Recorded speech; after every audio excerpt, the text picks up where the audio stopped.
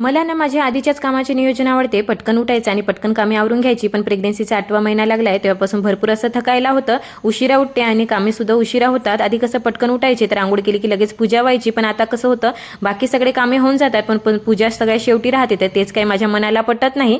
तर आज लेकाला टिफिनवर काकडीचे थालीपीठ बनवून दिले होते, तर म्हटलं चला एक थालीपीठ उरलाय तो आपण खाऊन घेऊया. लगेच थालीपीठ खात नाही तर पूजेची भांडी सुद्धा धुवायला घेतली आणि लगेच पूजा सुद्धा करून घेतली. खाली जाऊन दूध आणत नाही तर गरम करायला ठेवलं आणि बघा भरपूर असं दूध सुद्धा जमा झालं होतं. तर म्हटलं चला दह्याला विरजण सुद्धा लावायला घेऊया. तर इकडे मस्त असं दही टाकून घेतलं आणि मला आज तांदूळ सुद्धा भरायचे होते डब्यामध्ये. डब्यातले तांदूळ संपले होते, तर म्हटलं चला डब्यात सगळे तांदूळ भरून घेऊया, कारण की आता पावसाळ्याचे दिवस आहे. बोरीमध्ये तांदूळ राहिले की त्याला कीड सुद्धा लागायची भीती असते. तर लगेच सगळे तांदूळ वगैरे भरून घेतले आणि आज मला इडलीचं सुद्धा भिजू टाकायचं होतं. दुपारूनच छान इडलीचं भिजू टाकलं होतं आणि ते छान भिजत नाही तर सकाळच्या वेळेस छान असं इडलीचं बॅटर लावलं. तर आजचा दिवस असा होता. भेटूया उद्याच्या मिनी व्लॉगमध्ये. माझी व्हिडिओ तुम्हाला आवडत असेल तर नक्की आपल्या चॅनलला सबस्क्राईब करा. चलो.